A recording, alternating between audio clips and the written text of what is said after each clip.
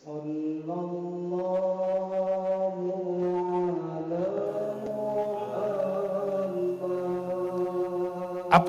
kita berzikir nih merasakan satu getaran. Jangan merasa senang dulu. Getaran itu namanya hijab cahaya. Bisa nangis? Waktu talqin kemarin banyak yang nangis ya. Jangan senang dulu.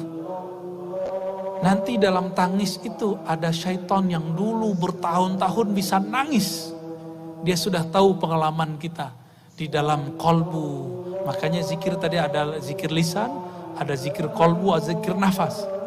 Semuanya harus diisi, kalau enggak syaitan masuk.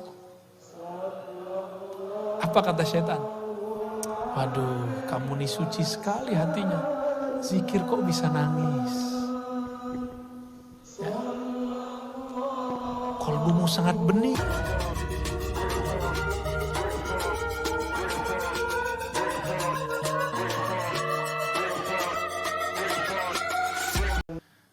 Amma ba'du, Allahumma akhrijna min zulumatil wahmi wal jahli ila al-ma'rifati wal ilmi, amin ya rabbal alamin. Gimana kabar Bapak Ibu? Dingin? Panas? Yang panas hatinya ya.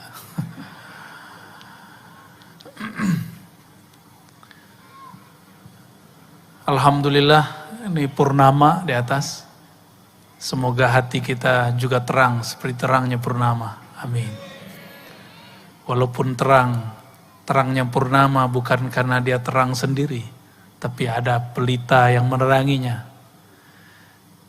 Tapi jika ada yang menghalanginya, apakah rembulan masih terang sedia kala? Tentu tidak. Itulah yang disebut hijab. Maka insya Allah malam ini tema kita pulang kepada Allah. Kita akan mengambil tema hijab-hijab yang menghalangi kita pulang. Insya Allah. Mari sama-sama kita istighfar ya. Coba duduk yang tenang, yang santai, rileks, ikutin ya. Apapun posisinya, cari yang nyaman saja. Gak mesti bersimpu, bisa terserah yang nyaman ya.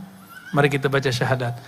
Asyhadu an la ilaha illallah. Ya, sama-sama. Asyhadu an la ilaha illallah. Ya Allah, terima syahadat kami. Terima persaksian kami. Wa asyhadu anna Muhammadar Rasulullah. Ikuti. Asyhadu anna Muhammadar Rasulullah. Wahai ayahanda ruhani kami, Abul Arwah, Sayyidina Rasulullah, terimalah kami menjadi umatmu. Terimalah kami menjadi pengikutmu. Terimalah kami dalam daftar syafaatmu.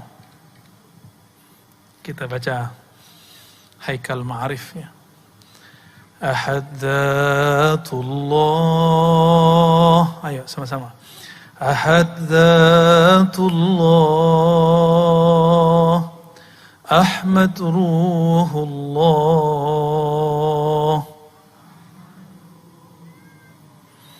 Muhammad Habibullah.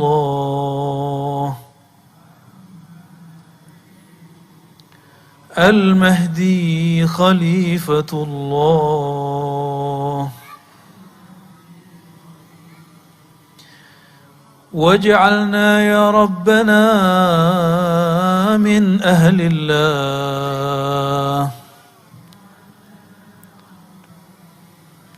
Jadikan kami ya Allah min ahlillah, bagian dari ahlullah. Al-Fatihah. A'udzu billahi minasyaitonir rajim. Bismillahirrahmanirrahim. Ar-Rahmanir-Rahim. Iyyaka na'budu wa iyyaka nasta'in. Shiratal ladzina an'amta 'alaihim ghairil maghdubi 'alaihim waladdallin. Istaghfiru rabbakum innahu kana ghaffara. Astaghfirullah. Ya, sama-sama. Astaghfirullah. Ya Allah, ampuni dosa pandangan mata kami. Astaghfirullah. Ya Allah, ampuni pandangan kami yang salah memandang. Memandang kepada yang haram. Bahkan memandang tidak dengan memandang ada af'al perbuatanmu. Memandang kosong kepada segala sesuatu. Astaghfirullah. Ya Allah, ampuni dosa pendengaran telinga kami. Dosa lisan kami. Dosa tangan dan kaki kami. Dosa perut dan kemaluan kami. Dosa dari ujung rambut sampai ujung kaki. Ya, sekali lagi. Astaghfirullah. Itikadkan nama Allah membersihkan kita dari ujung kepala sampai ujung kaki. Biar tambah mantap. Dibayangkan seperti itu. Astaghfirullah. Astaghfirullah. Masuk ke dalam kalbu. Buang, akui kepada Allah. Di dalam kalbu ada dosa sombong. Dosa lalai mengingatnya. Dosa iri dengki kepada makhluknya. Coba istighfarkan kalbunya. Astaghfirullah. Ya Allah, ampuni dosa kalbu kami. Dosa hati kami. Dosa iri dengki kami. Dosa sombong kami. Dosa yang kami sadari. Dosa yang kami tidak sadari. Dosa orang tua kami. Dosa ayah ibu kami. Dosa guru-guru kami. Dosa para pemimpin kami, ulama kami, guru-guru kami, keluarga kami, semua yang hadir malam ini. Ampunkan kami semua ya Allah. Ighfir lana wa lahum ya Ghaffar ya Ghafur. Al-Fatihah. A'udzubillahi Bismillahirrahmanirrahim. Ya Rabbi ya Nasin Siratal ladzina an'amta 'alaihim ghairil maghdubi 'alaihim waladdallin. Amin. إن الله وملائكته يصلون على النبي يا أيها الذين آمنوا صلوا عليه وسلموا تسليما اللهم صل وسلم على الصلاة والسلام عليك يا سيدي رسول. Baik, ya zikirnya. Kalau ahwalnya turun nanti, ada ahwalnya nanti saya kasih zikir nafas di akhir. Ya. Insya Allah, zikir tahan nafas nanti di akhir. Pas sudah mulai dingin-dinginan, pas dikasih nanti ya. Insya Allah, doa aja supaya Allah izinkan ya. Yang tadi itu cuma conditioning, supaya kalbu kita tidak terganggu sama yang lain, makanya tidak banyak-banyak ya. Yang membuat seorang hamba ketika Allah panggil, ya ayyatuhan nafsul mutmainnah, irji'i ila rabbiki radiyatan mardiyah. Jadi kita diundang, itu ayatnya.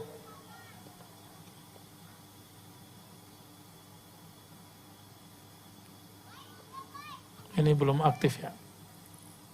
Oke, sip.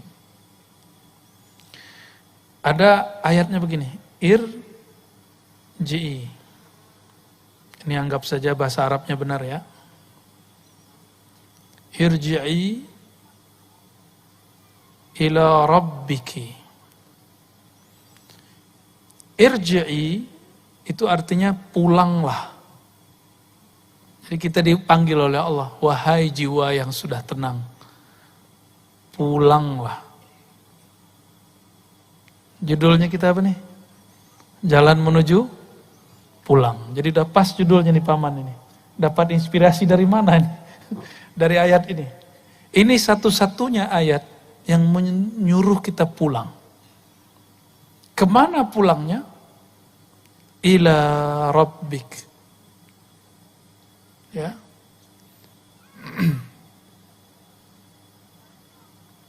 Wah, baru kenalan nama ininya. Oke, rabbik. Jadi disuruh pulang itu kepada Rabb. Nah, disinilah kemudian ada penghalang antara kita dan Allah Subhanahu wa Ta'ala. Nah, penghalang ini itu disebut dengan hijab. Nah, ini yang akan kita bahas. Hijab, ya.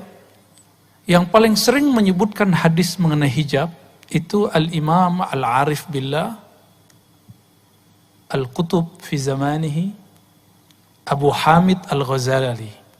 Abu Hamid Al-Ghazali. Beliau wafat tahun 505. Sekarang tahun berapa? Hijriahnya 1443. Di dalam kitab beliau Ihya Ulumuddin dan kitab Mishkatul Anwar, begitu juga kitab-kitab yang lain, ada Ar-Risalah Al-Laduniyah, itu menyinggung masalah ini. Udah berapa tahun ini? Udah berapa tahun ini? Jadi beliau sudah pernah membuka ilmu ini. Maka saya bukan orang yang pertama yang membukanya. Maka jika ada ulama menyaksikan saya buka ilmu ini, berarti mereka kurang update aja sama kitab-kitabnya. Ya. Atau memang tidak faham sama sekali, wallahu alam, kita husnuzon saja. Barangkali memang materi ini nggak nyampe, karena ini nggak bisa dengan baca kitab sendiri, mesti ditalakikan dari gurunya. Walaupun saya ini baca kitab ribuan, kalau nggak talaki nggak ngerti ilmu ini. Ibn Arabi nulis juga, beliau wafat tahun 638.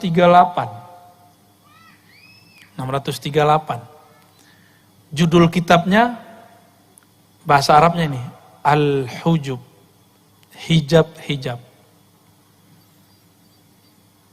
Emang ada hijab? Saya lihat ada nggak di situ maksiat? Nggak ada. Ternyata hijab yang dimaksud imam kita ini bukan hanya hijab keburukan, tapi cahaya itu, amal itu, ilmu itu dapat jadi hijab. Dan ini tidak semuanya negatif. Ya. Maka hijab dibagi dua. Ya. Yang pertama hijab cahaya. Yang kedua hijab kegelapan. Ini kalau menuju Allah, nah yang paling berat itu justru hijab cahaya. Kalau hijab kegelapan orang udah tahu maksiat, kejahilan, ini sini nih. Orang udah tahu semua. Dan apa yang sangat menarik di sini, di dalam riwayat itu, riwayat ini secara ilmu riwayat, ilmu hadis tidak dianggap sahih oleh kebanyakan ulama. Tapi Imam Al-Iraqi memperkenankannya. Imam Mula Al-Qari, imam-imam yang lain mengatakan maknanya sahih. Ya, dan itu ditemukan dalam kitab Al-Asma wa Sifat Abu Mansur At-Tamimi. Ya, Abu Mansur At-Tamimi dia mengatakan lillahi sab'ina alfa hijabid. Kira-kira begitu kalau disampaikan. Allah memiliki 70.000 hijab. Jadi hijab ini berapa nih? Hijab cahaya 70.000.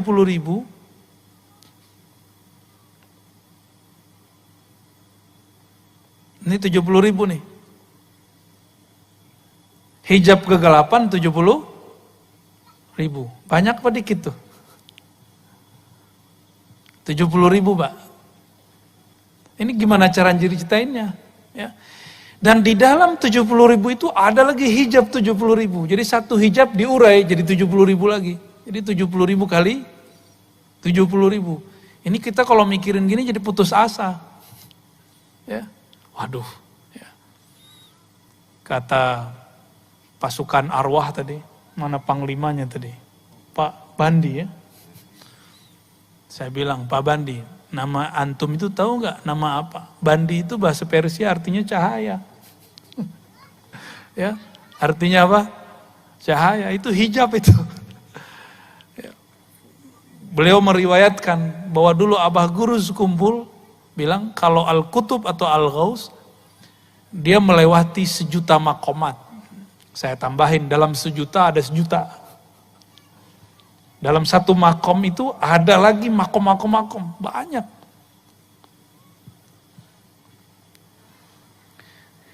Hijab itu nikmat, tapi juga ujian.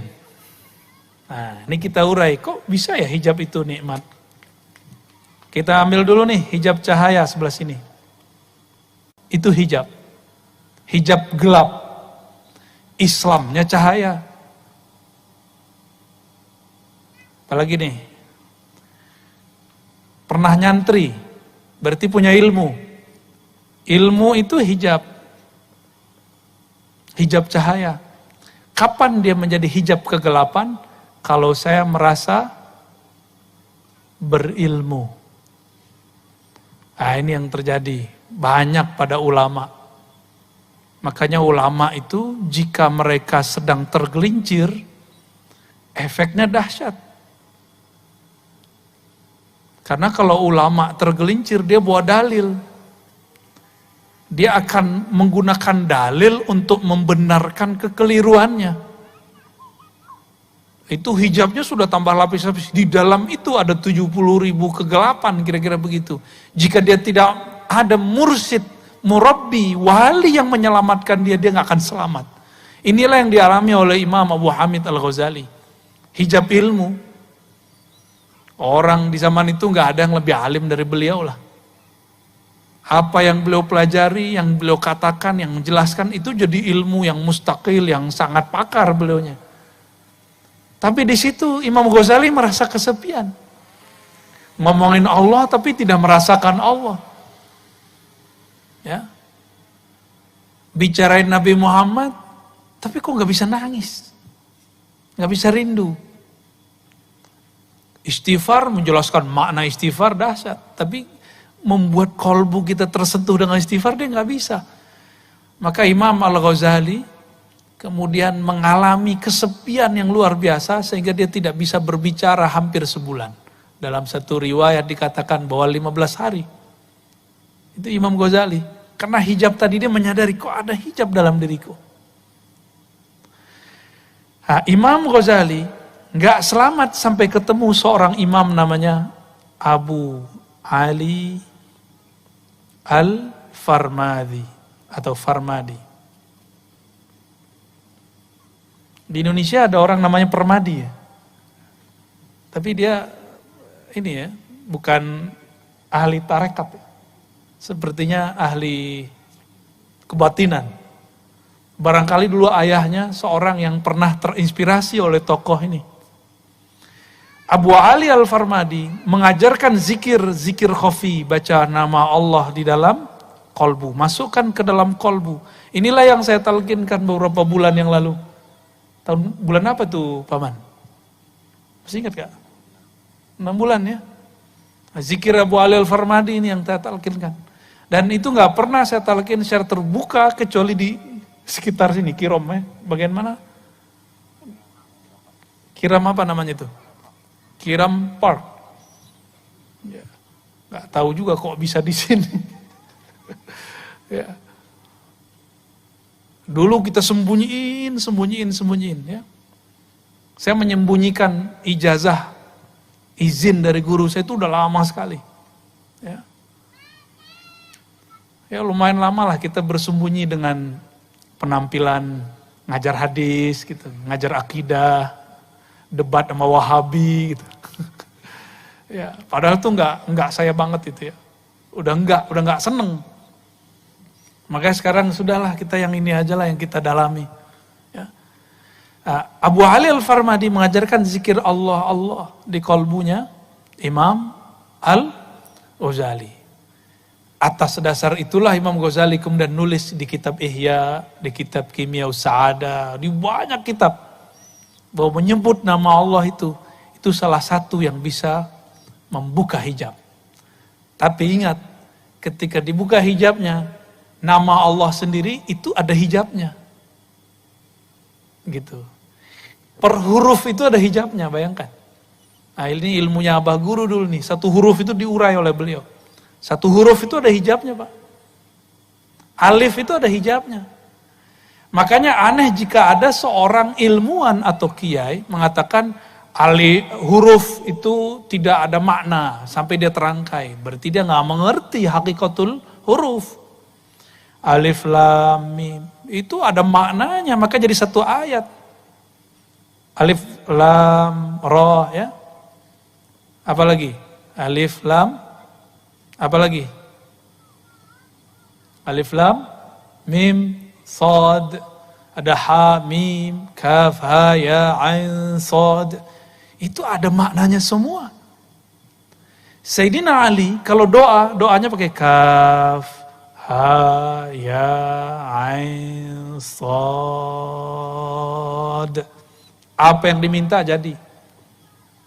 Sayyidina Ali. Dan riwayatnya sahih. Diriwayatkan oleh Ad-Darimi As-Saghir ya. Ad-Darimi yang akidahnya agak kurang oke, tapi dia meriwayatkan ini. Kaf, ha, ya, ain, sad. Itu kaf itu ada maknanya sudah. Ya. Ini kaf sudah ada maknanya. Ha udah ada maknanya, ya. Oh. Dan jika ada habaib yang menentang tentang ilmu huruf, berarti dia sedang menentang datuknya. Sahibul Ratibul Haddad, siapa namanya? Al-Habib? Al-Habib Abdullah Al-Haddad. Ini ilmunya, kutubnya para habaib. Dalam kitab Tasbitul Fuad ya, apa kata Al-Habib Abdullah Al-Haddad? Huruf-huruf ini disebut dengan huruf nuraniyah. Huruf-huruf nuraniyah. Makanya ribat tuh kita kasih nama Nuraniyah. Itu bacanya Nuraniyah. Huruf-huruf cahaya. Dan dulu para sadah Ba'lawiyah, kan Datuk Kelampayan kan juga masih zuriat, masih Sayyid. Al-Idrus ya. Itu kalau mereka zikir, kadang-kadang pakai satu huruf itu. Alif, alif, alif, alif. Bidah gak tuh? Bidah gak tuh zikir begitu?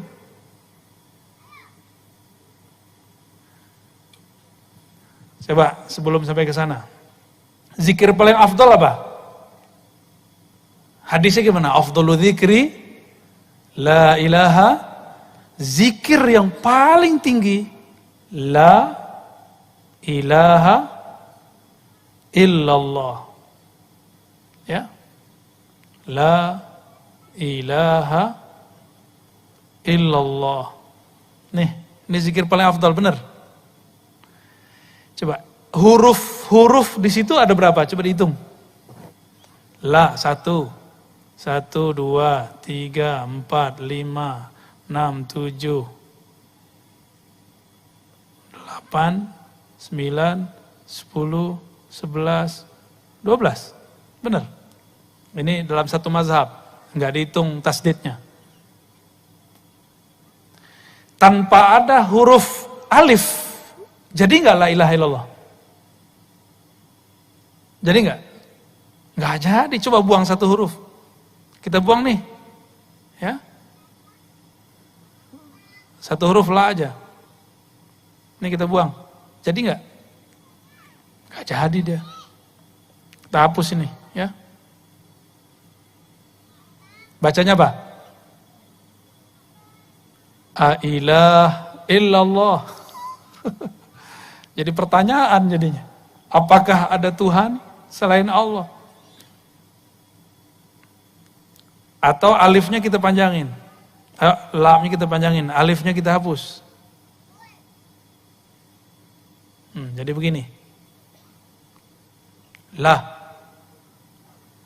Maka baca la ilaha illallah di saat kita masih sadar mesti sesuai dengan makharijul hurufnya. La ilaha illallah. Beda kalau sudah jazbah, sudah ekstase. Itu bunyinya apa aja boleh. Ya. Tapi kalau belum, mesti dikembalikan kepada hurufnya. La ilaha illallah. Kan lama-lama tambah kenceng tuh, boleh. Setelah datang halnya. Kalau belum datang halnya nggak boleh. Jadi satu huruf itu penting. Inti dari la ilaha illallah di mana? Apa ayat kursi? Coba ayat kursi depannya apa?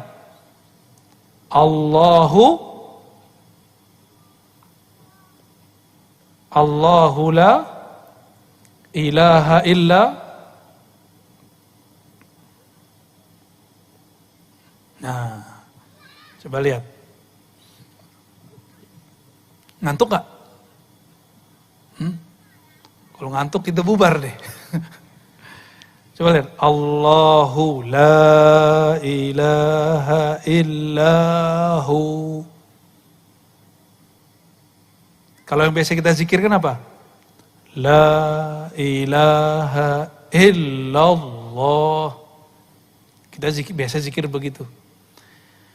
Dalam bahasa Arab, lafaz yang ini, ya, lafaz illallah, ini disebut isbat. Apa arti isbat? Gak ada namanya isbat kan? Aman. Isbat itu artinya menancapkan, menetapkan dalam kolbu. Kalau bagi orang belajar talqin, dihentakkan di dalam kolbu, itu diisbatkan. Maka kita kalau waktu talqin masih ingat gak? La ilaha. Nah, ini rahasia. Jadi Allah itu memilihkan ilah. Coba baca il. Menghentak ke bawah gak? Illallah. Jadi ketika il itu kita sudah menghunjam ke dalam dada ini. Illallah. Itu namanya isbat. Ya. Isbat. Ya. Itu namanya. Isbat itu ditetapkan, ditancapkan dalam kolbu. Biji apa yang ditancapkan? Cinta kepada Allah Subhanahu wa ta'ala. Kalau sering-sering, banyak-banyak, kolbu kita luas, tenang aja. Kolbu itu ranahnya, tanahnya, ruangnya lebih luas daripada Kirom. Lebih luas ini mah nggak ada apa-apanya ini. Lebih luas dari langit dan bumi. Maka dalam hadis qudsi yang maknanya disepakati oleh ahlullah, para wali-wali Allah, ma wasi'ani ardi wala samai. Tidaklah dapat menerima pandanganku, tajalliku, ya, langit dan bumi. Innama wasi'ani qalbi abdil mu'min. Yang mampu menerima cuma kolbu hambaku yang percaya, yang mengisbatkan. Jadi iman itu isbat di kolbu. Jadi syarat orang talqinnya sukses, dia harus percaya dulu sama gurunya, bahwa gurunya bersambung kepada Rasulullah Sallallahu Alaihi Wasallam. Kalau nggak masuk kalimah ke dalam kolbunya. Nah ini isbat namanya. Suatu kali Imam Abu Bakar Asy-Syibli, murid daripada Al-Junaid, kawan daripada Al-Hallaj. Tapi sebenarnya Syibli ini juga belajar kepada Al-Hallaj. Kata Imam Asy-Syibli, dia lagi sekarat. Jika aku mati, jangan talqinkan kepadaku kecuali nama Allah, Allah, Allah. Ya. Bertanyalah murid-muridnya, ashabnya, sahib-sahibnya, kawan-kawannya. Wahai Tuan Guru, bukankah Nabi mengatakan laqinu mautakum la ilaha illallah? Ajarkan orang yang sakarat, orang yang mati atau yang telah mati, la ilaha illallah. Kok engkau menyuruh Allah, Allah? Kata beliau, la ilaha illallah itu mainan saya. Ya. Saya sudah bersama dia. Ana ma'ahu, saya sudah bersamanya. Udah jangan diganggu, cukup Allah, Allah. Ya. Maka dia cuma zikir Allah, Allah. Jadi inti dari la ilaha illallah apa? Lafaz Allah. Namun baca Allah itu kalau tidak ditalkinkan, tidak ada tekniknya, nggak ada rasa juga. Nggak ada rasa juga, karena hurufnya itu ada rahasia, ada cahaya di situ.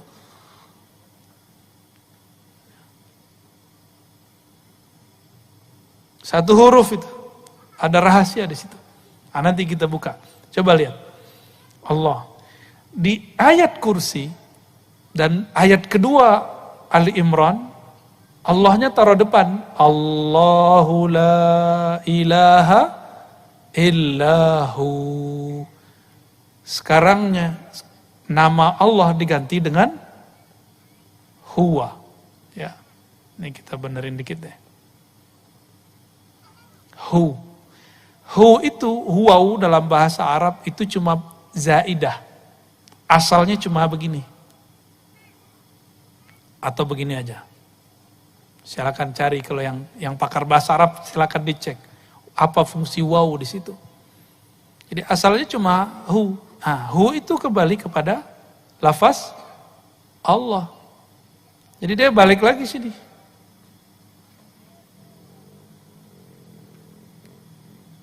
Apa arti hu? Apa mana hu? Kalau terjemahan biasa apa? Bahasa Inggris he. Cocok logi gitu. Who, he. Cocok apa cocok logi? Tahu udah jawab sendiri deh ya. Who, he. Huwa. Ya. Tapi dari dulu kita bacanya who. Salah satu wiridan kami yang kami dapat dari kecil itu 3 ayat terakhir surah Al-Hasyr. Huwallahu alladzi la ilaha illahu. Benar? Suka gak baca itu?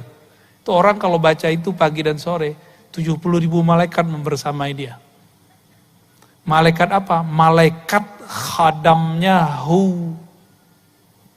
Tuh gak tanggung-tanggung lah. Khadamnya hu. Itu malaikat ulwiyin, malaikat tinggi. Bukan malaikat sufliyin. Bukan malaikat bumi, malaikat langit langsung. Bahkan di atasnya langit langsung kena hu. Lalu apa gerangan yang ada pada lafaz hu? Yang merupakan inti dari kalimat Allah. Ya. Jadi orang baca nama Allah, baca hu itu sama. Allahu, maka ada zikir hu Allah, ada Allahu, benar gak? Ya. Udah ada yang jelasin ini gak sebelumnya? Paman? Belum ya? Tapi saya rasa Abah Guru dulu sudah sering jelasin ini. Ya, kita mengulang lagi apa yang mungkin terpendam yang sudah lama. Karena beliau sudah lama secara jasadi meninggalkan kita. Tapi insya Allah secara spirit, secara rohani beliau tidak akan meninggalkan. Wali-wali itu jika dia wafat, dia lebih cepat memberikan madat kepada muridnya dengan izin Allah daripada dia lagi hidup. Lagi hidup dia punya anak, istri, punya kerjaan, punya bala, punya urusan, punya wirid yang harus dia kerjain. Tapi kalau dia sudah wafat, itu al-madat yang Allah berikan kepada mereka dijamin dengan lafaz ahyaun inda rabbihim. Mereka hidup di sisi Allah Subhanahu wa taala. Ya. Ini hubungannya. Jadi hu itu adalah inti daripada lafaz Allah. Jadi kalau diringkas la ilaha illallah intinya ada pada lafaz Allah. Lafaz Allah intinya ada pada lafaz hu. Atas dasar itulah kenapa zikir la ilaha illallah zikir paling afdal. Karena ada satu huruf ini hu itu. Coba ambil nafas. Buang. Itu bunyi enggak? Kalau pakai hidung. Buang. Kalau dibunyiin dikasih huruf itu bunyinya apa? Kalau dikasih huruf apa? Alif atau ba atau ta atau ha? Itu apa? Kira-kira yang pas apa? Ha. Maka hu itu salah satu zikir nafasnya manusia. Ya. Jadi jika kita buat apa yang disebut oleh para ulama al-ismul a'zam, nama Allah yang agung, semua nama Allah yang agung itu terkumpul dalam nama Allah. Nama Allah itu kalau orang lagi udah sakaratul maut gak bisa baca nama Allah, gak bisa dia. Maka kita dengar nafasnya, dia baca apa? Di dalam ilmu zikir ini dibunyikan. Itu dibunyikan. Maka percaya atau tidak, membaca hu itu sama dengan baca la ilaha illallah. Tapi bukan pahalanya, maknanya. Karena hu itu adalah inti atau ujung daripada lafaz la ilaha illallah. Kalau orang udah nyampe di ujung, ngapain dia balik gitu. Itu jawaban Imam Asyibli. Jawaban Imam Asyibli. Namun kita berdoa kalau kita wafat semoga dengan kalimat yang sempurna.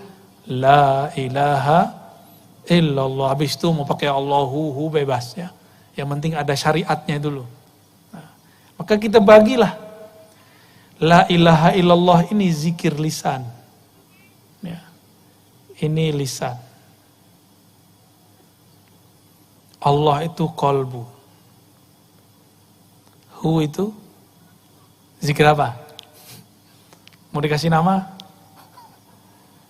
Ini zikir nafas. Zikir nafas. Coba baca la ilaha illallah kalau masuk WC makruh enggak? Makruh, bener. Kalau lagi sholat kita baca apa masuknya? Allahu Akbar. Kenapa pakai Allah Akbar? Padahal afdhalu dzikri la ilaha illallah. Maka ini untungnya kalau orang tahu nafasnya. Maka dia bisa berzikir dengan nafasnya. Ya, jadi kita ini bisa berzikir tanpa menyebut. Itulah zikir hu. Ya. Oleh Al-Qutub Asy-Syahir Syekh Muhammad bin Abdul Karim Samman, beliau mengajarkan zikir hu itu dengan tahan napas. Diambil, lidahnya dikunci, lalu kolbunya baca hu Allah. Gitu. Apakah itu bid'ah? Enggak. Bid'ah dari mana? Kul huwallahu ahad ada lafaz huwallah enggak? Coba lihat. Kul huwallahu ahad. Katakan hai Muhammad, huwallah ahad. Ini bisa dibagi satu. Ini zikir sendiri, ini sendiri, ahad sendiri. Ya, ini sudah 3 zikir udah. Ini digabung udah jadi 4. Digabung lagi. Huwallahu ahad udah jadi 5. Udah 5 macam zikir sudah. Jadi bagi ahli zikir, ahli rohani, lafaz begini itu emas semua. Dipretelin satu-satu juga bermakna. Saya punya seorang guru, zikirnya hu itu aja. Hu naik, hu turun, hu naik. Saya ketemu seseorang yang dia terkenal di dunia keartisan, ya, yang suka memberikan hiburan bagi kita, saya nggak usah sebut, itu zikirnya huwallah. Tadi udah 5 ya, itu dibalik. Allahu udah 6. Hu ahad udah 7. Tuh, banyak zikir tuh bisa. Jadi oleh ahli ilmu zikir, nggak ada di Quran itu yang dibuang. Satu huruf itu bermakna. Satu huruf bermakna.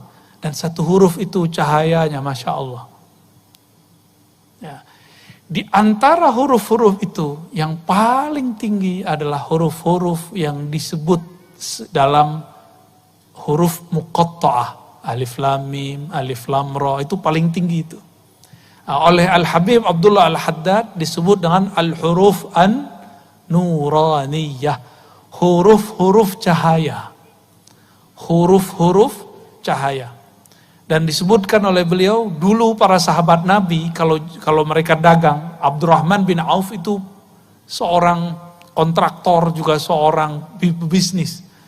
Kalau bawa barang antar negara, Dia tulislah semua huruf-huruf muqatta'ah, alif lam mim, alif lam ra, alif lam mim, semua ditulis. Lalu dia berdoa, ya Allah, berkah huruf-huruf cahaya ini, maka jagalah barang-barang kami.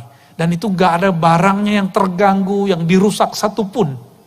Gak ada perompak satupun. Apakah Al-Habib Abdullah Al-Haddad ngaco, halu? Kan enggak. Itu hakiki. Itu hakiki semua. Ya. Nah, kembali ke hijab. Ya.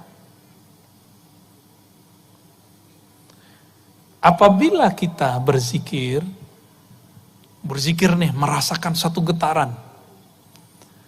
Jangan merasa senang dulu. Getaran itu namanya hijab cahaya. Bisa nangis? Waktu talqin kemarin banyak yang nangis ya.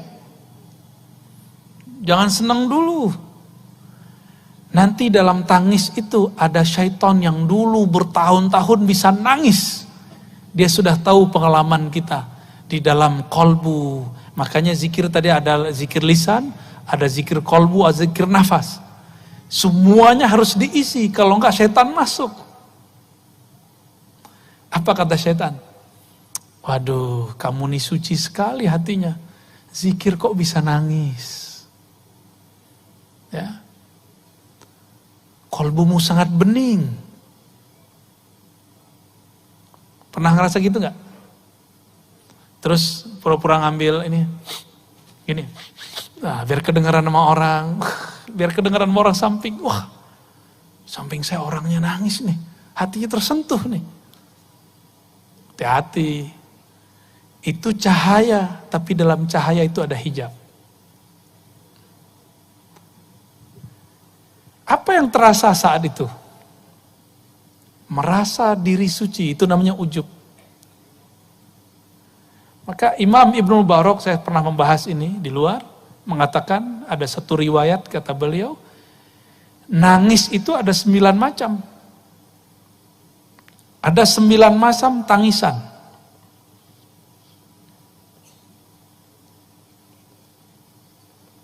Semuanya ria kecuali satu. Tangis apa itu? Tangis karena takut kepada Allah Subhanahu wa ta'ala. Orang nikah nangis, orang cerai nangis, lahir anak nangis, mati bapaknya nangis. Itu nangis biasa aja. Muhasabah bisa nangis, kejepit kakinya nangis.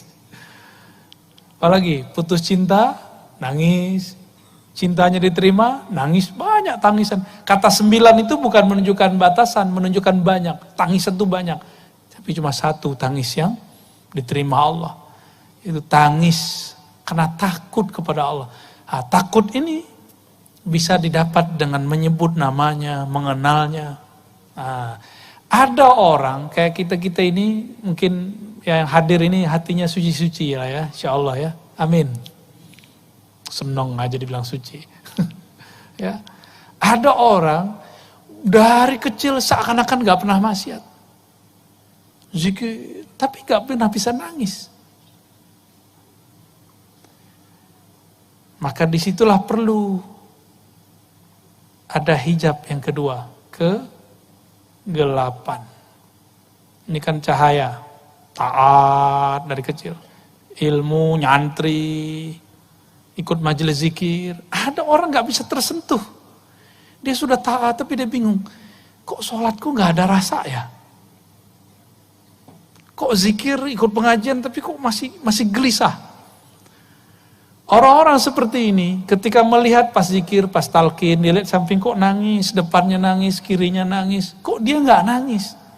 Di situ dia merasa sesuatu, apa yang salah dalam diriku? Berdoalah dia, ya Allah, kenapa hatiku keras sekali?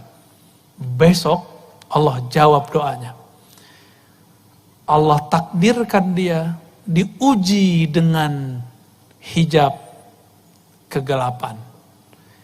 Kalau orang taat sekarang dia maksiat. Wah, keenakan maksiat. Tapi selesai maksiat, setan pergi, setan ngetawain dia, dia kemudian sadar, ya Allah, saya barusan maksiat. Dia segera pulang, dia ambil sajadah, dia mandi tobat, dan di kemudian sholat tobat. Baru saja takbir, matanya langsung meleleh. Tuh, dalam kegelapan ada cahaya. Sebagaimana dalam cahaya ada kegelapan. Maka nggak boleh putus asa kalau maksiat. Sebagaimana nggak boleh GR, sok suci kalau taat. Itu maknanya. Ini yang berkali-kali dikalamkan Imam Notoilah Sekandari ya. Maksiatun awrasat dhillan wa. Orang-orang yang maksiat lalu menghasilkan rasa hina, wan kisaran, ya, hatinya kayaknya remuk. Itu kadang-kadang lebih baik. Ini bukan nyuruh maksiat loh ya. Ini saya nggak nyuruh maksiat loh besok. Lebih baik kadang daripada taat tapi membuat istikbara, orang sombong. Jadi terbayang tadi kalimat begini, hijab. Dalam hijab ini, dalam hijab cahaya itu ada hijab yang lain. Ada hijab lain, berlapis terus. Beginilah terus. Enggak ada habisnya. Jadi dalam cahaya itu ada gelap, dalam gelap itu ada cahaya. Selalu. Coba rasakan, sholat subuh besok pagi. Pulang, tetangga kita enggak sholat subuh. Dalam hati ngomong apa? Munafik.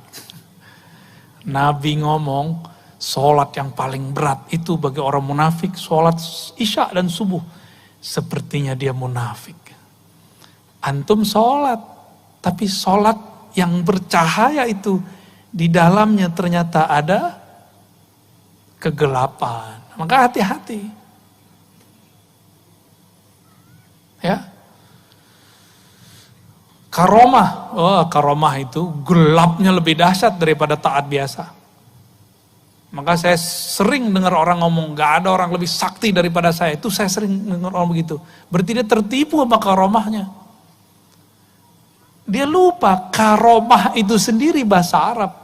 Itu artinya kemurahan Allah. Allah pemurah kepadanya, diberilah dia karomah. Kalau Allah nggak pemurah, nggak dikasih. Dia lupa dengan itu. Maka suatu kali ada seorang murid dahulu, dapat ijazah dari gurunya, kamu sholawat nih, ntar ketemu Nabi. Sholawatlah dia bertahun-tahun, nggak ketemu Nabi. Sampai dia kemudian hampir syak. Tapi dia ingat-ingat wajah gurunya, nggak jadi syak. Dia sholawat lagi.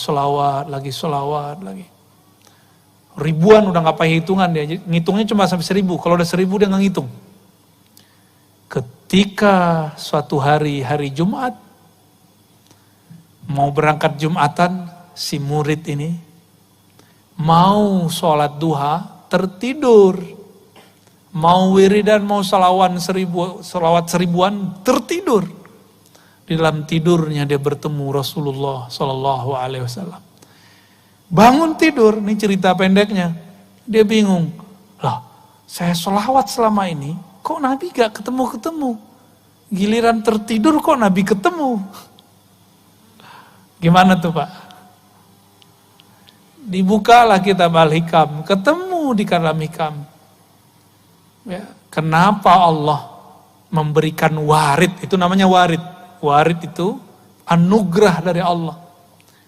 Bukan bersamaan wirid.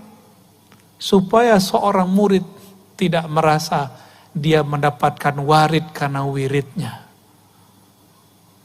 Ya, jadi ini jawaban bagi yang sudah beramal selama ini, yang ngamalin sholawat ini, sholawat itu. Pengen kaya baca waqiah ya. Kok nggak kaya-kaya? Kaya sih ya, kayak orang kaya, tapi bukan kaya. Kenapa? Karena kita diberikan warid anugerah bukan karena wirid itu. Tapi karena Allah memang ingin memberi. Kapan Allah ingin memberi? Di saat hamba sudah siap untuk menerima. Ya, di saat hamba sudah siap untuk menerima. Jadi kalau dapat wiridan, zikiran dari guru, dari mursyid, amalkan aja. Maka dulu kita punya password. Masih ingat nggak waktu talqin kita bacain ilahi anta maqsudi. Hafal ya? Coba baca sama-sama. Ilahi anta maqsudi waridhaka matlubi. Ya Allah, hanya Engkau tujuan kami. Hanya ridhomu yang kami cari. Allah ridhonya apa? Ridhonya sekarang nggak dapat rasa, udah ridho aja. Kan Tuhan kita bukan rasa. Allah sekarang ridhonya, kita ini kemudian kalau zikir hambar, ridho aja. Bukan berarti guru kita nggak sakti. Kok nggak ada rasa ya? Bukan salah guru, bukan salah siapa. Emang Allah lagi nggak mau ngasih. Ya. Kita datang nih, misalnya nih ada yang datang bawa proposal ke Paman Birin. Udah 30 hari nggak dikasih-kasih. Itu berani nggak bentang Paman Birin? Paman, gue udah kasih proposal kok nggak dikasih-kasih juga? Kok nggak dibales? Berani nggak gitu? Sama makhluk nggak berani loh. Masa sama Allah berani? Dan berapa banyak orang ngomong sekarang, saya sudah doa sekian kali, kok Allah nggak kasih? Itu hijab. Jadi doa itu sendiri bisa jadi hijab. Di saat doa jadi hijab, apa kata Nabi SAW? Ya. Man syaghalahu, hadis qudsi, man syaghalahu dzikri am mas'alati. Siapa yang sibuk dengan mengingatku, berzikir kepadaku. An mas'alati, sehingga dia tidak sempat bermohon, meminta kepadaku. A'taituhu ma u'tiya bihis sa'ilin. Ma u'ti bihis sa'ilin. Aku akan berikan kepadanya apa yang diminta oleh orang-orang yang meminta. Yang meminta belum tentu dikasih. Karena dia bentak-bentak Allah. Ya. Ada lagi yang ngomong, saya sudah sholat, saya sudah zikir, tapi kok gak dapat kerjaan juga. Loh apa urusannya? Ya.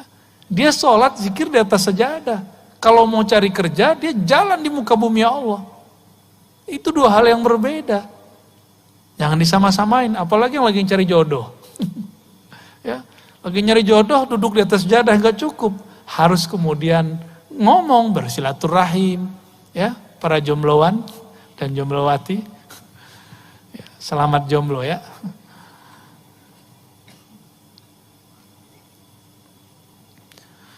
Nah, hijab ini kita ambil satu tadi ya. Kita ambil nih hijab. Ini hijab zikir. Ini teman-teman, hijab yang sangat tebal sekali itu hijab zikir. Tebal sekali.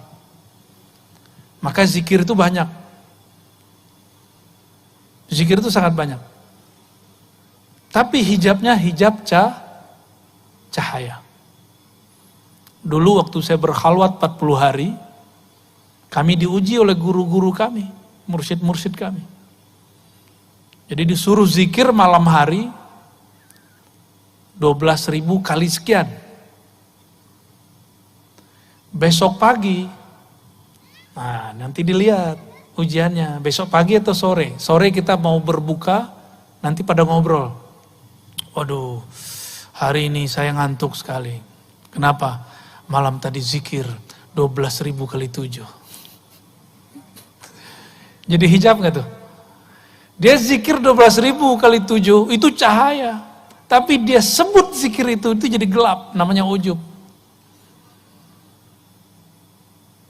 Ada lagi satu lagi, wah ente banyak amat zikir begitu. Saya belum sampai 1.000, itu sudah fana. Padahal dia ketiduran, ngorok. Ya. Tahu-tahu udah subuh. Ketiduran disebut fana. Tahu fana ya? Karam, tenggelam dalam nama Allah. Enggak, dia enggak tenggelam kok, dia ketiduran kok. Wah, lu cemen, baru nggak nyampe. Saya 1.000 aja udah hilang. Udah fana. Masa 7 kali 12.000 gak fana-fana. Ada satu yang diam. Yang diam ini merasa, gue diam aja deh. Kata guru gak boleh pamer. Ini yang paling benar. Dia merasa benar. Maka hari itu gak ada yang lolos. Satu pun gak ada yang lolos. Malam besok zikir lagi terus lah begitu. Adalah 10 hari. Saya nggak tahu saya lolos apa enggak tuh. Kenapa bisa begitu? Ternyata iblis yang dulu namanya Azazil itu ahli zikir dan saya udah sering membahas itu. Azazil berzikir berapa lama? 18.000 tahun. Ada yang pernah zikir selama itu? Kayaknya 18 menit sudah langsung fana. Ya, 18 menit zikir langsung hilang. Tahu-tahu sudah subuh. Ya, orang ketiduran disebut fana. Enggak, fana enggak begitu. Fana itu ada yang diingat sebelum fana. Getarannya dahsyat sekali. Ketika kalimah itu sangat berat, baru namanya fana, kayak pingsan. Karena kalimah itu berat.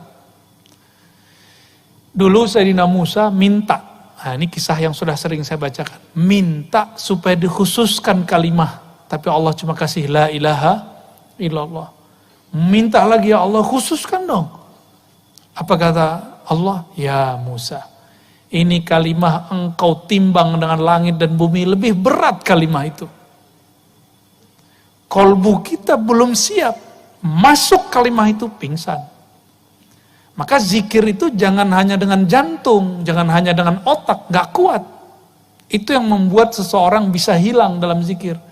Maka berzikirlah dengan kolbu. Kolbu sanggup menahan derasnya kalimat Allah. Ya, jadi sekuat apapun kalimat Allah itu datang, dia akan sanggup. Tapi bergetar-getar, namanya ekstase kalau bahasa orang kampus. Kalau bahasa sini apa ya? Orang kalau zikir badannya gerak-gerak itu namanya apa? Tahu nggak namanya apa? Orang Banjar nyebutnya apa? Hah? Masbuk. Kirain masbuk sholat. Ya, bolehlah. Masbuk atau masbuk itu mungkin dari kalimat sabaqal mufarridun ya. Sabak. Kalau di Sumatera dulu di kampung saya kita nyebutnya jazbah.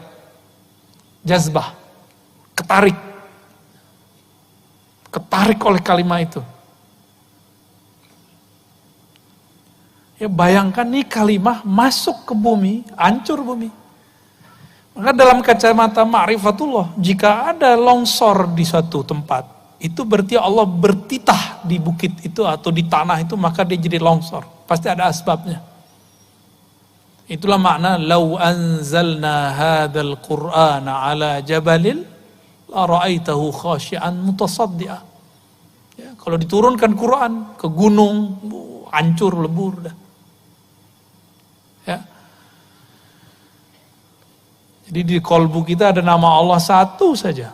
Dan istiqomah nama ini ditahan di dalamnya sampai mati. Itu nama lebih berat dari langit dan bumi. Nah, tapi ada satu rahasia, teman-teman, sahabat-sahabat semua. Yang ditimbang itu amal. Jadi nanti di akhirat ada namanya mizan. Apa arti mizan?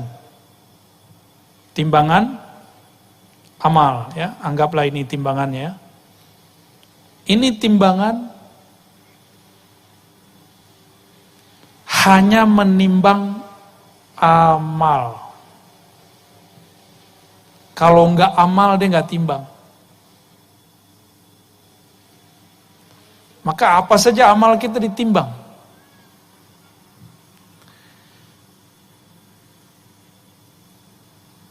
Yang gak sanggup ditimbang oleh mizan ada. Kalimah Allah masih bisa ditimbang. Masih bisa ditimbang. Ini yang disebutkan dalam hadis Imam Baihaqi. Ada orang bermaksiat sepanjang hidupnya, sebelum meninggal dia tobat di tangan seorang wali. Meninggal. Sebelum mati dia tobat. di tangan seorang wali, wali ini mengajarkan nama Allah. Maka dia meninggal, di kolbunya cuma ada satu modal, yaitu lafaz Allah. Di riwayat Imam Tirmizi, la ilaha illallah. Jadi ini digabung, sama aja. Ditimbanglah semua amal buruknya, ditaruhlah di sini. Ternyata amal buruknya sepanjang hidupnya. Dicari amal baiknya nggak ada. Nyapa orang nggak, ada orang nyapa dia bilang, apa lo lihat? Ada orang bantu dia bilang, yang so-soan, gue juga bisa. Malah nyuruh, lebih dari itu, malah nyiksa orang dia. Nggak pernah baik ke pasangannya, nggak pernah baik ke anaknya, nggak pernah baik ke tetangganya. Semua orang dia sakiti.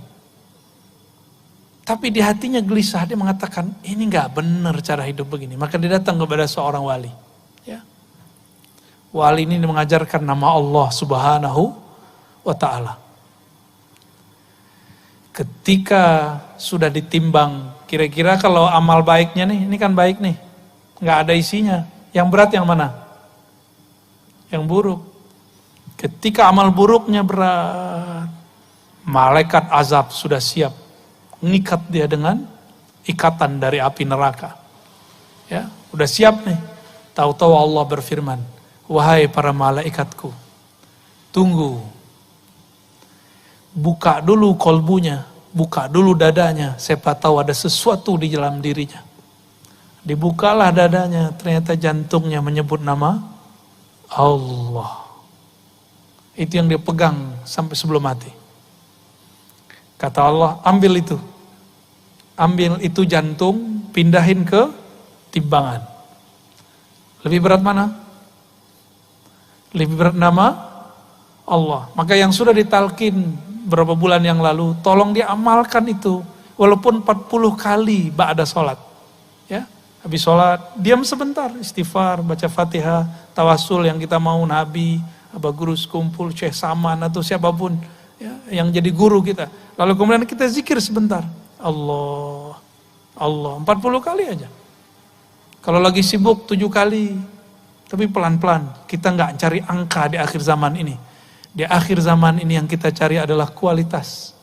Nah, ada yang nggak bisa ditimbang. Itu nama Allah masih bisa ditimbang.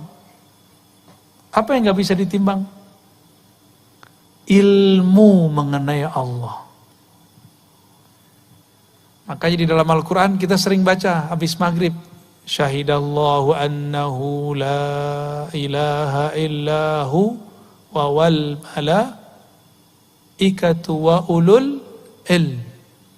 Allah bersaksi dengan ilmunya dan para malaikat serta orang-orang yang memiliki ilmu. Ilmu ini gak dapat ditimbang oleh mizan. Jadi yang ditimbang cuma amal, ilmu tidak bisa ditimbang. Oleh karena itu, surat Muhammad ayat 19, fa'lam annahu la ilaha illallah. Maka ilmuilah olehmu sebelum mengatakan la ilaha illallah. La ilaha illallah masih bisa ditimbang, tapi ilmunya gak bisa ditimbang. Ya. Ini yang jadi PR kita ke depan. Maka ilmu kita, jalan pulang kepada Allah adalah mengenal siapa Allah itu. Itulah jalan pulang. Ya, itulah jalan pulang. Dan saya merumuskan dengan izin Allah dan isyarat dari guru-guru yang kita sebut haikal ma'arif. Haikal ma'arif itu artinya haikal ma'rifat. Kata orang Banjar apa? Ilmu ketuhanan. Tapi ini enggak tinggi-tinggi amat ya. Ini yang tinggi cuma gayanya aja ya. Itu yang kita baca tadi. Haikal ma'rifat. Apa bacaannya? Ahad Zatullah Ahmad Ruhullah. Ini dia. Ya. Muhammad ini biasa yang dikenal itu Nurullah. Ini yang biasa dikenal. Tapi kemudian ini boleh diganti dengan Habibullah. Muhammad Nurullah inilah menjadi ilmu yang disebut ma'rifat Nur Muhammad. Ma'rifat Nur Muhammad, ilmunya orang Banjar itu. Dari zaman Datu Kelampaian sampai sekarang, itu yang diolah terus, sampai sekarang. Barangkali itu rahasianya kenapa banyak orang namanya Nur di sini ya. Mungkin tafaulan namanya, ingin dapat keberkahan daripada Nur Nabi Muhammad sallallahu alaihi wasallam. Ini 3 di belakangnya masih ada satu lagi. Al-Mahdi Khalifatullah. Tapi 3 ini cukup. Nah, ini disebut dengan Haikal Ma'arif. Boleh saya sebut dengan GPS jalan pulang. Ya. GPS. Benar tulisannya? Peta, map jalan pulang ini. Ahadatullah, Ahmad Ruhullah. Karena Al-Mahdinya belum muncul, nggak wajib dibaca. Tapi kalau nanti sudah muncul, karena sekarang sudah banyak yang ngaku jadi Al-Mahdi, benar nggak? Ya. Dan Al-Mahdi itu rumusnya satu, zuriat Rasul Sallallahu Alaihi Wasallam. Ini bisa jadi dari Banjar nih ntar, ngaku-ngaku. Ya, bisa jadi dari Pontianak, bisa jadi dari Jawa, bisa jadi dari Hadramaut, bisa dari mana-mana nanti orang. Pakistan sudah ada yang ngaku, di Mesir sudah ada yang ngaku, di Maroko sudah ada yang ngaku, di Indonesia sudah ada yang ngaku, di mana-mana sudah ada yang ngaku. Nah kalau nggak mengerti Haikal Ma'rifat, kita nggak tahu yang mana sebenarnya petanya. Maka mencari Al-Mahdi bukan mencari fisiknya, hidungnya mancung, jidatnya lebar, seperti hadis Abu Daud. Itu nanti setelah islah baru ketahuan. Ada namanya islah. Al-Mahdinya dibenerin, berarti Al-Mahdinya sekarang lagi nggak bener. Kita nggak tahu di mana kan? Allah tutupin di mana, Allah rahasiakan di mana. Bisa jadi orang yang kita kenal selama ini, bisa jadi bukan. Yang penting zuriat Rasulullah Sallallahu Alaihi Wasallam. Habis ini kayaknya banyak nih zuriat Nabi yang bakal ngaku nih. Wah hidungku mancung nih ya. Jidat lebar, waduh.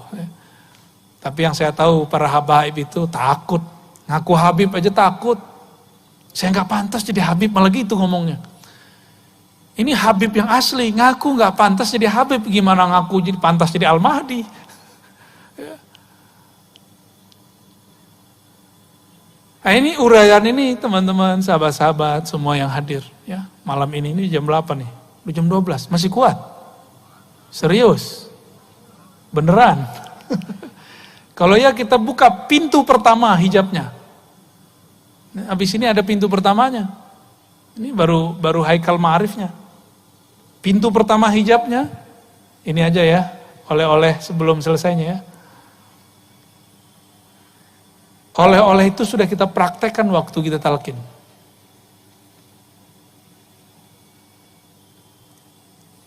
Jadi hijab apa saja. Jadi anggaplah kita akan menuju Allah. Maka banyak tangga-tangga di sini, jalannya macam-macam sini untuk menuju kepada Allah Subhanahu wa taala. Pintu gerbang pertamanya di sini itu bernama Taubah. Tapi bukan seperti yang kita bayangkan. Sofrullah, bukan itu. Taubah. Taubat. Itu pintu hijab pertama. Mau pulang kepada Allah, ini pintu hijab pertamanya.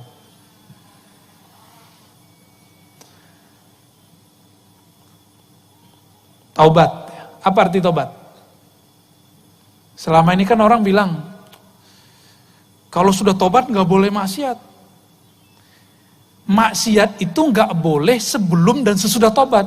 Salah itu kalau tadi itu. Kata kawan kita gimana? Kalau sudah tobat nggak boleh maksiat, berarti sebelum tobat boleh dong. Itu tipuan setan. Itu yang ngomong setan yang dipinjam lisan ustadz. Ustadznya nggak nyadar, dia lagi dipinjam. Karena syaitan itu mengalir di seluruh tubuh kita. Di pembuluh darah, di lidah ini ada syaitan. Maka sebelum kita kajian, kita wajib berlindung kepada Allah, bertawasul kepada Rasulullah Ini menurut saya loh ya. Maka kita diam dulu sebelum taklim supaya darah kita ini nggak diganggu oleh syaitan. Ya. Apa kata syaitan tadi? Lewat dai yang kesurupan setan. Nih maaf nih kalau ada yang kesurupan setan ya. Itu kesurupan begini lebih bahaya daripada kesurupan ngamuk-ngamuk. Karena kesurupan begini kita bacain ayat, dikeluarin dalil sama dia. Kalau yang kesurupan, tinggal diginin dikit selesai. Ya, bentar, paling lama 1 menit, 2 menit beres. Tapi kalau begini, bertahun-tahun dia bisa nggak beres. Apa kata dia? Kalau sudah tobat nggak boleh maksiat, keliru begitu. Maksiat itu nggak boleh sebelum tobat, saat tobat, dan setelah tobat nggak boleh. Paham ya? Terus kalau kita terjebak, itulah cerita. Kalau saya melakukan maksiat dengan tidak ada i'tikad bahwa itu halal, maka masih muslim. Itu yang kita tobatkan. Nah, maka at-taubah itu maknanya adalah an-nadam. Nadamun. Apa arti nadamun?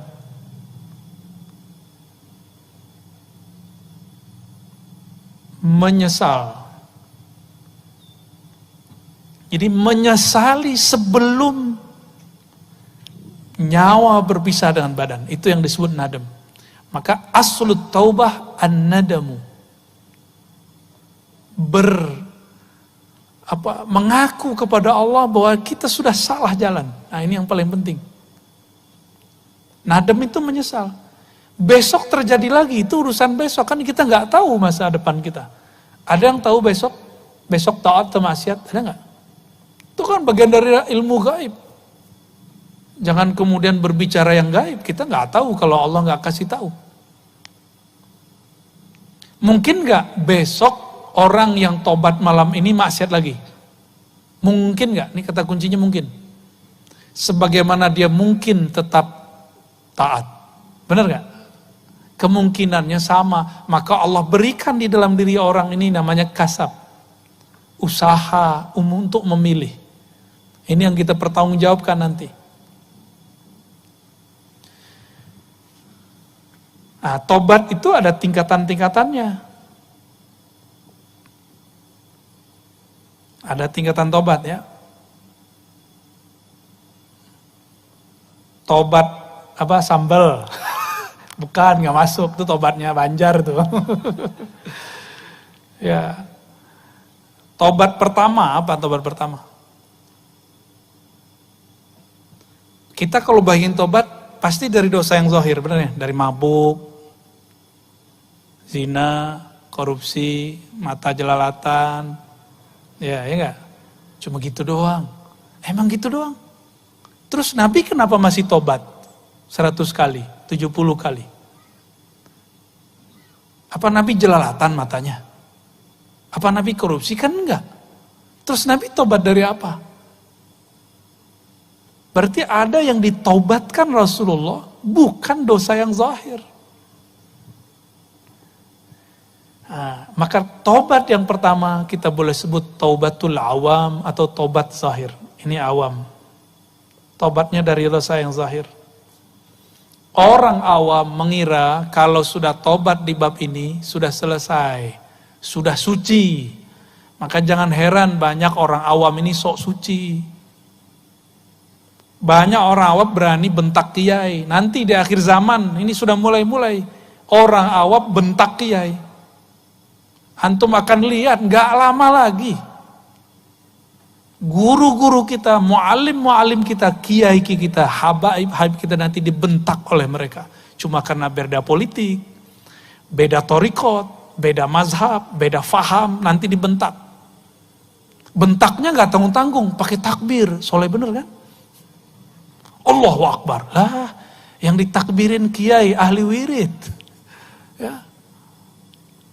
Yang ditakbirkan seorang kiai yang di kolbunya Allah sudah maha besar. Ya mantul lah nama Allah itu. Imam Asy-Syahrastani mengatakan kelompok teroris atau khawarij mereka itu merasa sudah suci zahirnya. Mereka menjaga diri daripada dosa-dosa yang zahir ini. Tapi mereka tidak menjaga dirinya dari dosa yang batin. Maka ada taubatnya khawas.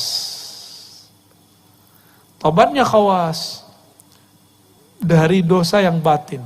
Batin ini kita sebut bukan kolbu ya, nafsiyah.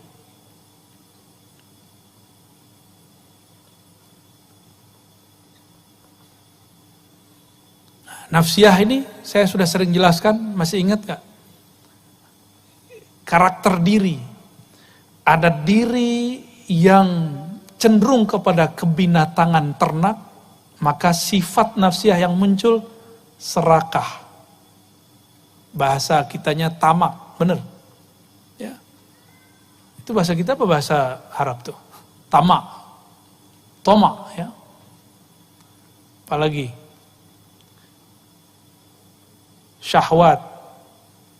Nah, itu nafsiyah, bagian-bagian kebinatangan ternak. Siang tadi kita puasa, apa yang kemudian sedang dididik di situ? Itu emosi. Ya. Jadi dosa daripada emosi. Nah, ini yang kemudian lagi coba dibenerin. Hari ini masih emosi nggak? Ada komentar orang di Facebook, di WA, emosi nggak? Wah, masih belum lolos tuh. Ya, nggak, jangan balas. Kata Nabi, jika ada orang mencacimu, syatamahu, au qatalahu, falyakul inni shaim. Ada orang nyerang kamu, ngata-ngatain kamu, tolong katakan, saya sedang shaim. Apa arti shaim? Sedang menahan ini semua. Ini emosi. Nah, ini namanya sifat buas. Emosi, prasangka. Coba, siang tadi, walaupun puasa, pernah berprasangka nggak sama orang di depan kita lagi naik motor, naik mobil? Pernah ada? Tuh, udah rusak puasanya udah. Nggak diangkat, serius, nggak diangkat sama sekali. Kan puasa mau naik nih, tanpa hijab kepada Allah. Puasa itu nggak ada hijabnya. Nah, ketika ini terjadi, ini menjadi hijab. Inilah hijab serakah, syahwat, emosi, prasangka. Nah, ini hijab kegelapan. Ada hijab cahayanya di sini. Nah, hijab cahayanya gimana? Puasa nih. Teman kita di kantor nggak puasa. Kita bilang, ahli neraka kau. Padahal kan kita bisa berbaik sangka. Kamu sakit gula ya? Kan bisa begitu. Atau sakit gila. Ya. Kan bisa begitu kan? Bisa begitu. Jadi bisa dibalik. Kenapa kita nggak membaliknya? Yang paling berat, kalau yang berbuka itu orang yang dianggap wali. Pernah nggak ketemu wali buka puasa siang hari? Saya ketemu Pak, itu saya sempat ragu sama dia tuh. Ini beneran wali nggak? Ya. Tapi ternyata teringat ada satu kalam yang dinukil Imam Sya'rani, dinisbatkan ke Abu Hanifah. Tapi saya yakin ini bukan kalam Abu Hanifah. Kalau ada seorang muslim atau seorang wali, seorang mukmin berkata sesuatu, melakukan sesuatu, harus kita takwil, maksudnya kita husnuzon kepadanya dengan 70 makna alternatif. Jadi kalau kita ngelihat, ya, misalnya nih, lagi puasa, terus teman kita jalan sama seorang perempuan, yang menurut kita, mungkin waktu dia nikah kita gak diundang. Selingkuhan baru nih. Kita lagi puasa ya.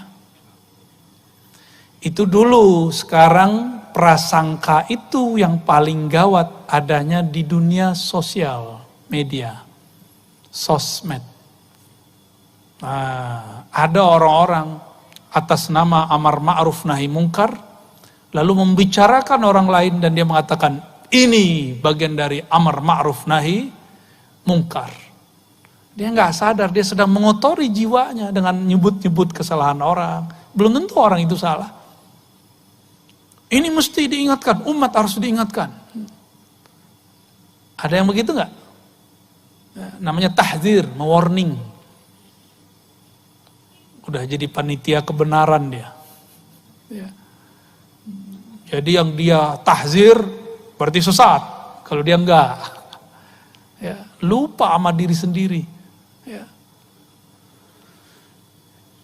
Itu terjadi bukan di orang awam, pada ulama. Hati-hati. Di kalangan ulama itu terjadi. Atas nama membela kebenaran, dia kemudian melakukan kebatilan. Dan dianggap kebatilan itu boleh.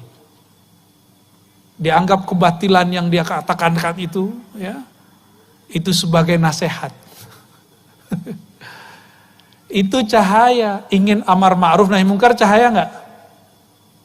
Tapi di dalamnya ada kebatilan. Kalau enggak belajar ilmu tentang hijab, enggak bisa memahami itu dengan baik. Nggak dibimbing sama guru, maka bimbingan mursyid itu nggak boleh berhenti. Sampai sekarang walaupun saya sudah diijazahi irsyad, saya masih punya mursyid dan mursyid saya banyak. Kita ditegur bagian ini, ditegur bagian, dan itu indah sekali ketika ada yang mengingatkan. Harus dibimbing rohani kita. Ya, jadi jangan berhenti punya mursyid ya, jangan berhenti sama sekali. Mesti punya pembimbing rohani. Kalau berhenti, ya nanti akan ada rasa-rasa itu muncul. Maka taubatnya Khawas bukan saja dari kegelapan, ya, tapi juga dari cahaya.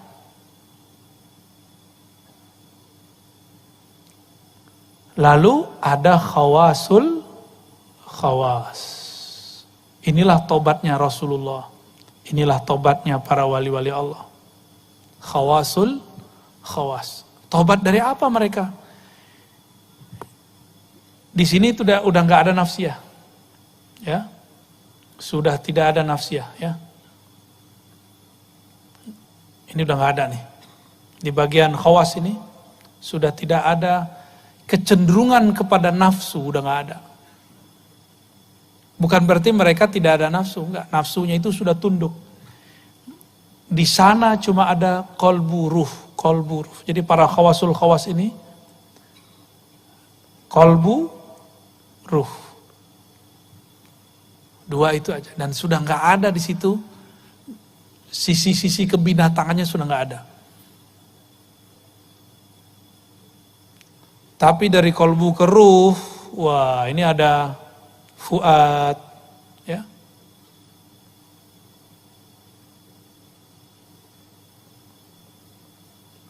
Ada di situ lub, ada di situ sir. Ini hijab ke sininya sudah 70.000, di sini 70.000. Ya kalau dikali-kaliin semua jadi jutaan jadinya. Ya. Maka seorang wali-wali besar itu tidak mungkin mereka kalau nggak dibantu oleh Allah, tidak dapat syafaat Rasulullah, tidak bersanad kepada guru-guru wali Allah, nggak mungkin bisa menembus ini. Kita mikirin satu aja udah berat, Pak.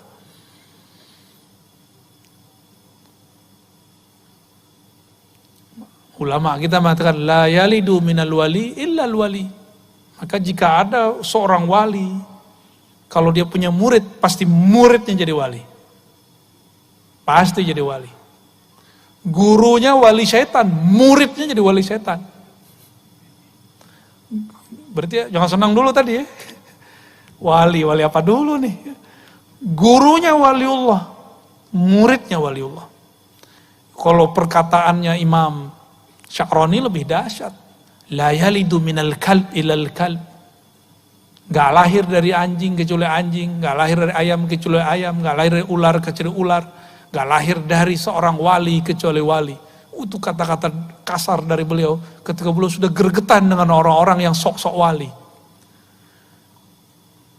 Kita ini gak pantas lah dengan makomat itu.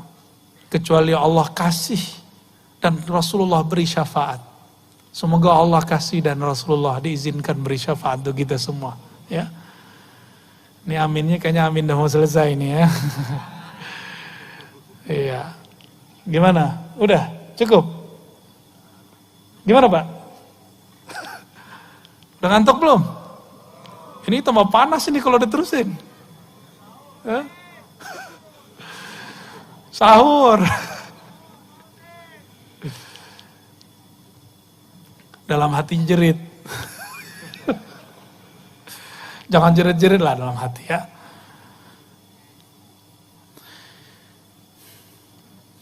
Lalu Nabi ketika istighfar 70 kali, itu istighfar apa? Level 2, istighfar dari kegelapan dan cahaya, benar? Lalu Nabi itu cahaya bukan? Nabi itu cahaya, beristighfar. Inilah yang disebut nurun ala nur. Cahaya di atas cahaya. Nabi itu cahaya. Lalu beliau mengatakan, innahu la yughanu ala qalbi. Sesungguhnya ada ghain di dalam kolbuku. Apa arti ghain? Ghain itu adalah lapisan hijab-hijab cahaya. Kalau Nabi nggak ada ghainnya, maka beliau bisa mabuk terus, mabuk dalam ma'rifatullah. Gak bisa beliau ngurusin umat. Gak bisa beliau kemudian menjadi imam sholat. Karena kalau jadi imam, sholatnya bisa panjang. Ya, kita duluan kabur kali ya. Jadi Nabi kalau gak ada ghain ini di kolbunya, Masya Allah. Itu sahabat-sahabat gak ada yang sanggup bersama Rasulullah SAW. Maka Nabi mengistighfarkan itu. Astaghfirullah. Inilah yang dikatakan oleh Rabi'atul Adawiyah. Silakan ini diamalkan nanti ya. Mungkin sudah pernah dijelaskan dulu oleh Abah Guru sekumpul. Astaghfirullah fi istighfari. Coba baca. Astaghfirullah fi istighfari. Kalau digabung. Astaghfirullah fi istighfari. Ya Allah, ampuni aku dalam permohonan ampunku. Ampunkan aku dalam istighfarku. Ampunkan aku di dalam permohonan ampunku yang tidak sungguh-sungguh. Ampunkan aku dari istighfar yang masih ada hijab di dalamnya. Ini kalam yang beliau sampaikan. Rabi'atul Adawiyah. Ya. Nah, inilah kemudian yang Rasulullah SAW katakan. Rasulullah SAW mengatakan, Inni la astaghfirullah sab'ina marrah. Aku beristighfar setiap hari 70 kali. 70 itu bukan berarti 70, bisa jadi banyak. Namanya litakthir. Ya. Siapa yang tidak memulai jalan pulangnya kepada Allah dengan istighfar ini, maka dia tidak akan pernah berjalan dalam jalan-jalan thariqah. Maka mau sampai kapan dia akan wusul kepada hakikat. Jadi mulailah menyadari diri, menyesali diri, mengakui kesalahan diri, datang sehina-hinanya kepada Allah, baru bisa zikir. Like, subscribe ya. Dadah. Di tombol merah ini. Dadah. Like, subscribe, and komen ya. Mudah-mudahan kalian semua bisa menikmati video ini. Terima kasih.